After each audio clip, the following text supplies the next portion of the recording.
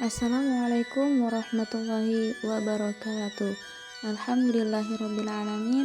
Assalatu wassalamu ala ashrafil anbiya wal mursalin Sayyidina wa maulana Muhammadin wa ala alihi wa sahbihi ajma'in, amma ba'du. Perkenalkan, nama saya Nurul Jannah dengan NIM 220104030125. Di sini saya membuat video dengan tujuan untuk memenuhi ujian komprehensif ilmu dakwah yang diberi oleh dosen penguji Ibu Rizkiatul Hasanah SOS MSOS. Baik, di sini saya akan menjelaskan tentang ilmu dakwah yang ada 5. Yang pertama yaitu pengertian dakwah secara etimologi dan terminologi. Yang kedua, hukum dakwah. Yang ketiga, implementasi dakwah. Yang keempat, unsur-unsur dakwah. Dan yang terakhir, unsur-unsur manajemen dakwah. Memasuki materi pertama yaitu pengertian dakwah secara etimologi atau bahasa. Secara etimologi, dakwah berasal dari bahasa Arab da'a yada'u da'watan, yang berarti memanggil, menyeru, mengajak, atau doa. Maka secara etimologis, dakwah adalah aktivitas memanggil atau mengajak seseorang menuju suatu tujuan tertentu. Dalam konteks Islam, tujuan ilmu adalah mengajak manusia kepada jalan Allah, sabilillah, yaitu kebenaran, iman, dan amal soleh. Sedangkan pengertian dakwah secara terminologi atau para ahli. Secara terminologi atau para ahli, yang pertama, menurut Syekh Ali Mahfuz, dakwah adalah proses mendorong manusia untuk berbuat baik, mengikuti petunjuk Allah, serta mencegah kemunkaran dengan tujuan meraih kebahagiaan di dunia dan akhirat.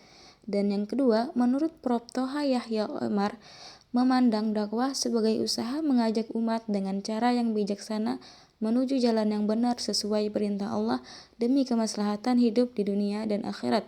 Yang ketiga, menurut Hamzah Yaqub, mendefinisikan dakwah sebagai ajakan kepada manusia dengan hikmah agar mengikuti petunjuk Allah dan Rasul-Nya. Jadi, pengertian dakwah adalah kegiatan mengajak, menyeru, dan membimbing manusia untuk beriman serta taat kepada Allah sesuai dengan ajaran Islam. Dakwah dilakukan dengan tujuan menanamkan akidah yang benar, membina akhlak mulia, serta mengarahkan umat agar menjalankan syariat Islam dalam kehidupan sehari-hari. Dakwah tidak hanya berbentuk ceramah atau penyampaian lisan, tetapi juga bisa melalui tulisan, teladan perbuatan, maupun media yang relevan dengan zaman. Materi kedua yaitu hukum dakwah. Hukum dakwah dalam Islam tergantung pada situasi dan kondisi, serta siapa yang melaksanakannya. Secara umum, hukum dakwah terbagi menjadi beberapa kategori. Yang pertama, fardhu ain. Dakwah sebagai fardhu ain berarti kewajiban yang harus dilakukan oleh setiap individu muslim sesuai dengan kemampuan dan kondisi masing-masing. Rasulullah SAW bersabda, "Man ra'a minkum munkaran falyughayyirhu biyadihi, fa illam yastati' fa bilisanihi, fa illam yastati' fa biqalbihi, wa dzalika adhaf il iman."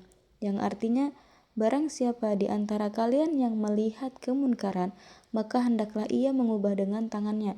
Jika tidak mampu, maka dengan lisannya. Jika tidak mampu, maka dengan hatinya. Dan itulah selemah-lemahnya iman. Hadis riwayat Muslim, Kitab Al-Iman nomor 49. Yang kedua, fardhu ain, wajib sebagian umat Islam, dan jika sudah ada yang melaksanakannya, maka kewajiban itu gugur dari yang lain. Ini berlaku bagi ulama, da'i, atau mereka yang memiliki ilmu dan kemampuan berdakwah. Hadis Nabi yang berbunyi, "Man dalla ala khairin falahu mithlu ajrin fa'ilihi", yang artinya, barang siapa menunjukkan kepada kebaikan, maka ia mendapatkan pahala seperti pahala orang yang melakukannya. Hadis riwayat Muslim, Kitab Al-Ilm nomor 1893. Dan juga ada ayat Al-Quran, yaitu surah An-Nahl ayat 125 yang berbunyi, "Bismillahirrahmanirrahim. Ud'u ila sabil rabbika bil hikmati wal mau'izatil hasanah wajadilhum billati hiya ahsan. Inna rabbaka huwa a'lamu bima dhalla an sabilihi wa huwa a'lamu bil muhtadin." yang artinya serulah manusia ke jalan Tuhanmu dengan hikmah dan pengajaran yang baik, serta debatlah mereka dengan cara yang baik.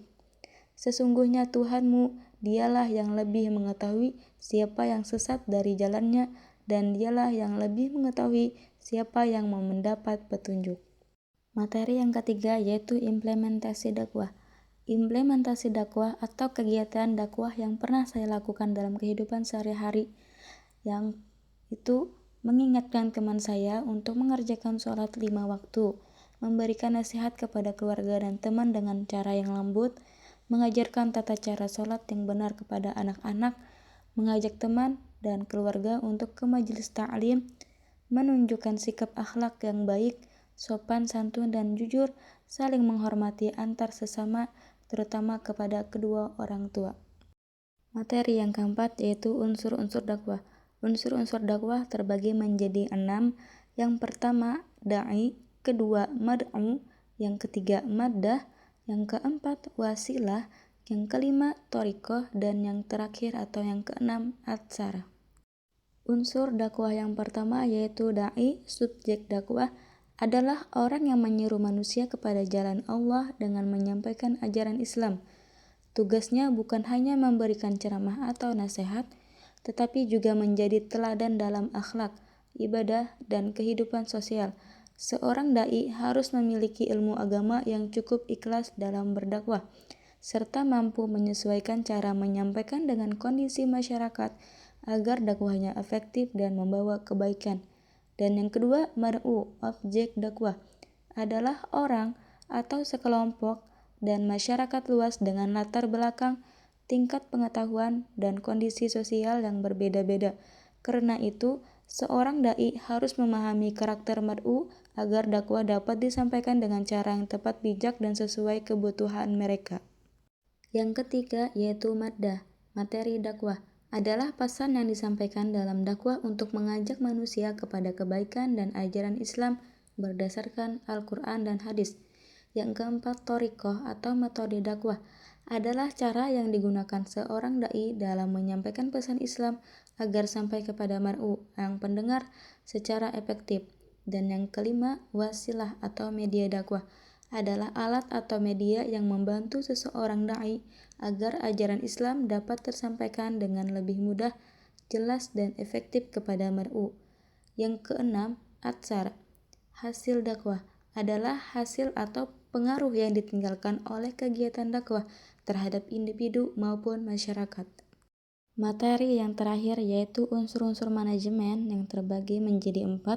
Yang pertama, takhtim atau perencanaan dakwah adalah proses menyusun langkah-langkah dakwah secara sistematis agar tujuan dakwah dapat terjadi dengan efektif. Yang kedua, tahzim, pengorganisasian dakwah adalah proses mengatur, menyusun, dan mengelola seluruh unsur dakwah agar berjalan terarah, sistematis, dan mencapai tujuan yang diinginkan.